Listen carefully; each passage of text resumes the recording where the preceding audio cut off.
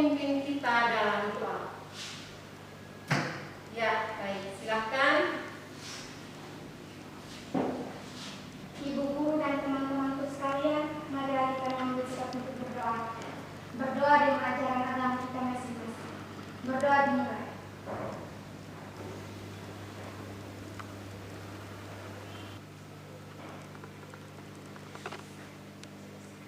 Nah, dan mari kita berdiri, kita menyanyikan satu lagu Naskah Pancasila 4.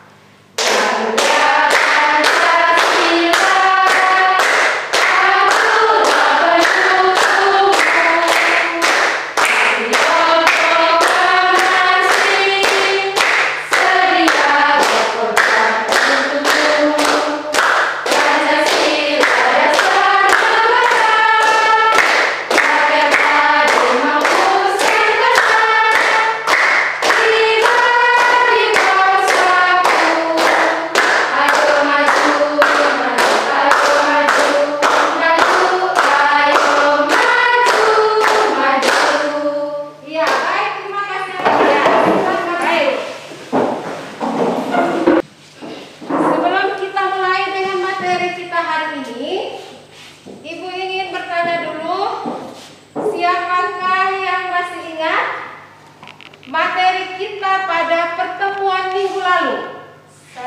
Ya, silakan.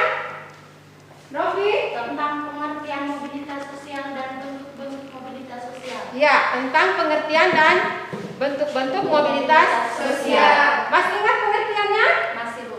Ya.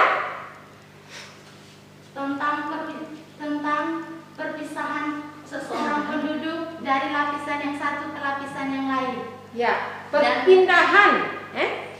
perpindahan posisi seseorang atau sekelompok orang dari lapisan yang satu ke lapisan yang lain. Materi kita hari ini masih ada kaitannya dengan materi pertemuan minggu lalu, yaitu tentang faktor-faktor pendorong dan faktor penghambat mobilitas sosial. Ya, tujuannya silakan kalian lihat di depan sini tujuan pembelajaran kita hari ini.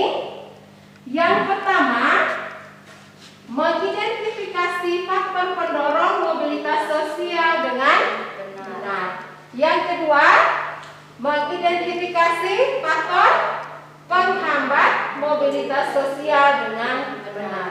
Yang ketiga, menganalisis pengaruh interaksi sosial terhadap faktor pendorong mobilitas sosial dengan benar. Yang keempat, menganalisis pengaruh interaksi sosial terhadap faktor penghambat mobilitas sosial dengan benar. Yang terakhir, yang kelima, membuat laporan hasil diskusi tentang pengaruh interaksi sosial terhadap faktor pendorong dan penghambat mobilitas sosial. Yang terakhir, kita menyajikan laporan hasil diskusi tentang pengaruh interaksi sosial terhadap faktor pendorong dan penghambat mobilitas sosial. Ya. Baik. Nah, sekarang Ibu akan menayangkan sebuah video. Jadi kita diminta untuk mengamati video dan sebentar ada pertanyaannya, ya, tentang video yang kita amati. Ya, selanjutnya pemirsa, Jokowi dikenal sebagai sosok presiden yang sangat sederhana. Beliau lahir dari sebuah keluarga kecil di Surakarta yang menjalani hidupnya secara bersahaja. Namun berkat semangat yang kuat dan juga kerja keras yang menjadi falsafahnya, Jokowi berhasil meniti karirnya dengan sukses hingga mencapai RI 1.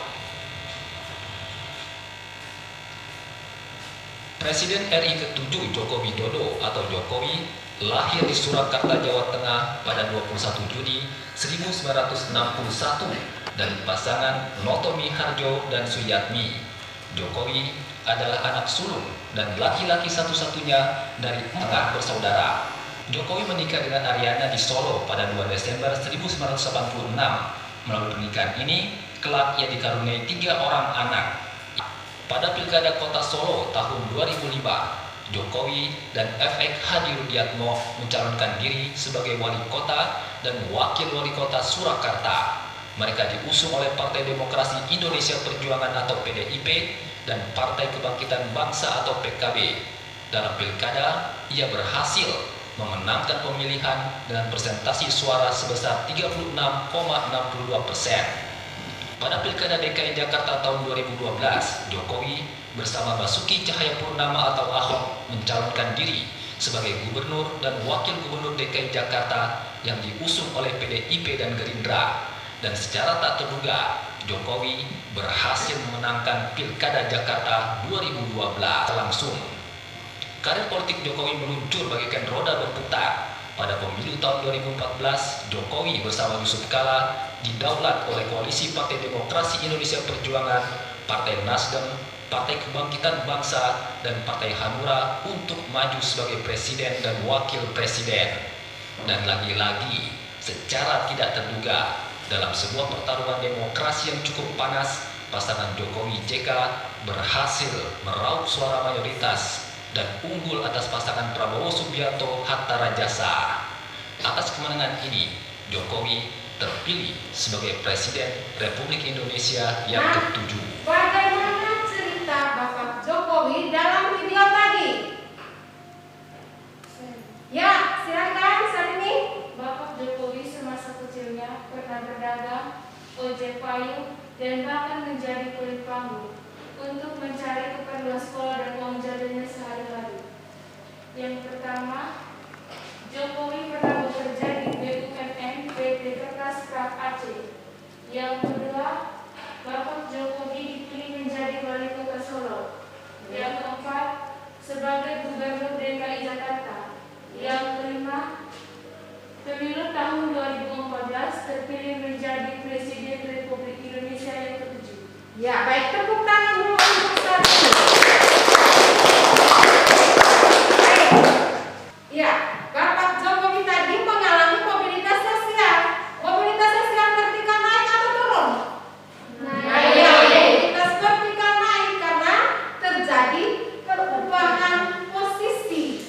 Dari yang pertama tadi, seperti yang dijelaskan oleh Yasin tadi, dari ojek payung, kuli panggul, kemudian menjadi wali kota Solo, wali kota Surakarta, kemudian dipilih menjadi gubernur DKI Jakarta. Setelah itu dipilih menjadi Presiden Republik Indonesia. Ya, Ibu akan membagikan LKPD-nya. Ya. Silakan kalian baca langkah-langkahnya dulu. Kemudian silakan berdiskusi dalam kelompok dan mencari pemecahan masalah atau pertanyaan-pertanyaan yang ada di dalam LKPD melalui buku paket halaman 88 sampai dengan 94. Kemudian Ibu akan membagikan handout materi yang tidak ada di dalam buku pelajaran, bisa dicari di dalam handout yang Ibu bagikan. Struktur masyarakat Indonesia sangat terbuka. Orang miskin dapat mengalami mobilitas sosial setinggi-tingginya, bahkan bisa menjadi presiden. Presiden dipilih oleh rakyat, bukan karena keturunan presiden, tetapi karena kemampuan. Kedua, ya, silakan. Masih ada? 3.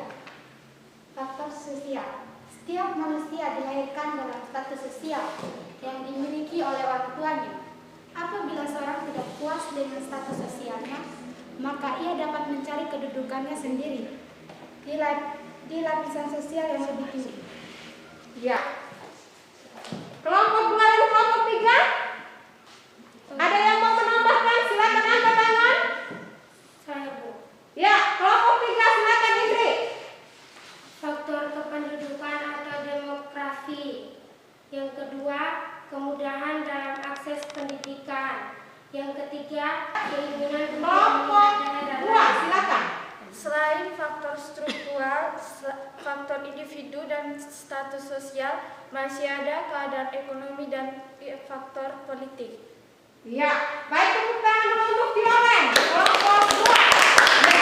Selain faktor-faktor yang disebutkan tadi, faktor struktural, faktor individu, faktor sosial, kemudian ditambahkan oleh kelompok 3 tadi, faktor demografi, kemudian keinginan untuk melihat daerah lain.